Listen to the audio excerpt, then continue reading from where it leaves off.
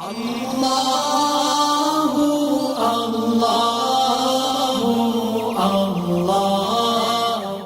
இப்போ நம்ம பொதுவாக பள்ளிவாசல்களில் பார்த்திங்கன்னா இந்த இஷா தொழுகிறாங்க. இஷா தொடர்ந்து தராவிஹ் தொழுகிறாங்க.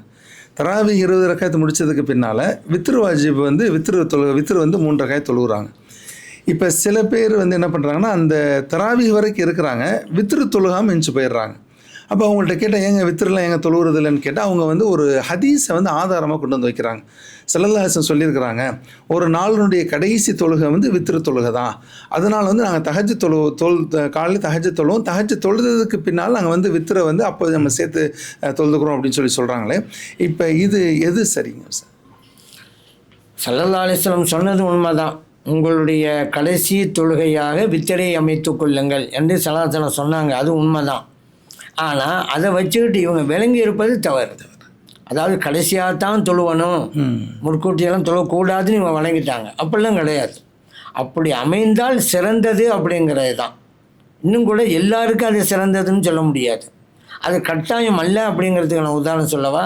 நபி ஸல்லல்லாஹு அலைஹி வஸல்லம் அவர்கள் வித்ரு தொழுகையை அவ்வளல் லைல் இரவுனுடைய ஆரம்பத்தில் தொழுதிருக்கிறாங்க, அவுசத்துல் லைல் மத்தியிலையும் தொழுதிருக்காங்க, ஆஹிரல் லைல் இரவனுடைய கடைசி பதிலும் தொழுதிருக்காங்க.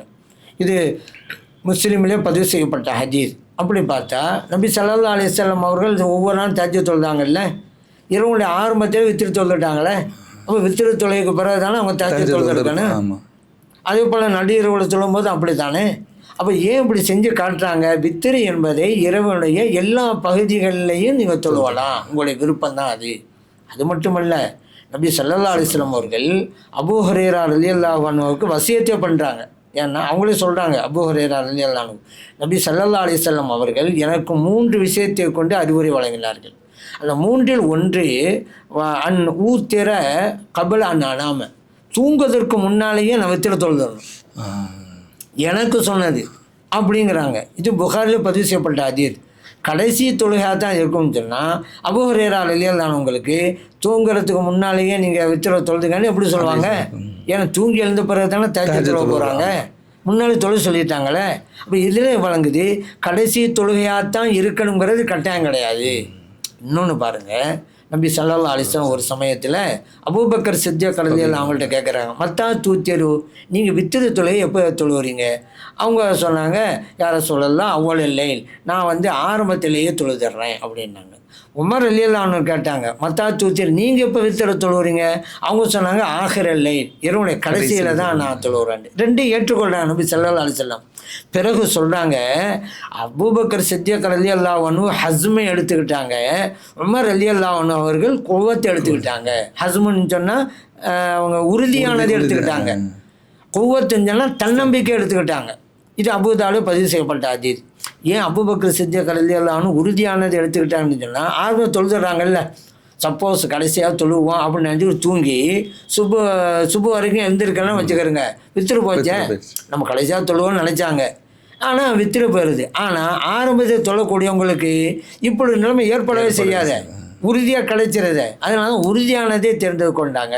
இப்போ உமர் ரலியல்லாஹு அன்ஹு அவங்களுக்கு தன்னம்பிக்கை, நான் கட்டாமல் எழுந்திருப்பேன் தஹஜ்ஜுதுக்கு அப்படிங்கிற நம்பிக்கை அப்படி இருக்குது. அதனால் தஹஜ்ஜுத் தொழுதுட்டு வித்திர அவங்க தொழுகிறாங்க. அதனால் இப்போ ரெண்டும் சரிதான்ங்கிறான் நபி ஸல்லல்லாஹு அலைஹி வஸல்லம் அவர்கள். அதனால் கடைசி தொழுகை தான் இருக்கணும் அப்படிங்கிறது கட்டாயமெல்லாம் கிடையாது. அப்போது ஒரு ஆள் வளமையாக தஹஜ்ஜுத்தும் தொழுகிறாரு, வித்திரும் தொழுகிறாரு, இவருக்கு எது சிறந்ததுன்னா கடைசி தொழுகையாக வித்திர ஆக்கி கொள்ளலாம் அப்படிங்கிறதானே தவிர, இந்த ரமலான் வந்த உடனே தஹஜ்ஜும் தொழுவாங்க, வித்திரும் தொழுவாங்க, இவங்களுக்கு சொல்லப்பட்டதில்லை. இவங்க வந்து இப்படி தவறாக விளங்கிட்டு இப்போ போயிடுறாங்க. சரி, நான் பின்னால் தொழுகிறேன், தொழ முடியாட்டா என்ன செய்கிறது, ஒத்துக்கிட்டாரு, வித்திர போச்சா.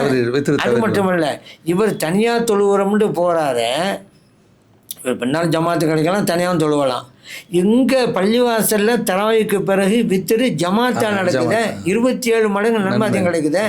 இவர் நான் வந்து சிறந்தது செய்ய போகிறேன்னு சொல்லி 27 மடங்கு விட்டு விட்டாராங்க. அதனால் பள்ளிவாசலில் அந்த வித்து நடந்தால் அதை தொழுதுறே தான் அவங்களுக்கு சிறந்தது. அதனால் இப்படி சொல்லிக்கிட்டு அந்த ஹதீஸை தவறாக விளங்கிட்டு இப்படி தான் செய்யணும் அப்படின்னு ஒன்று வழங்கிட்டாங்க. அவங்க அப்படி செய்ய தேவையில்லை. அதே மாதிரி இப்போ ஒரு நபர் ஒரே இரவில் தராவி தொழுதுக்கு பின்னாலையும் வித்திரு தொழுகிறார். காலையில் அவர் தஹஜ்ஜத் தொழுததுக்கு பின்னாலையும் வித்திரு தொழுகிறாருன்னா ஒரே மனிதர் ஒரே இரவில் 2 வித்திரு தொழுகலாமா? கிடையாது. வித்திரு என்றாலே ஒரு தடவை தான். ஏன்னா தெளிவாக இருப்போம், மார்க்கத்தில் தெளிவாக இருக்குது. வித்திரு என்பது ஒரு தடவை, 2 தடவை இல்லை. 2 தடவை வித்திரு வந்துட்டாலே அது வித்திருங்கிற போயிடும். ஒற்றையா சார் உதாரணத்துக்கு. அதனால கிடையாது, ஒரு தடவை தான்.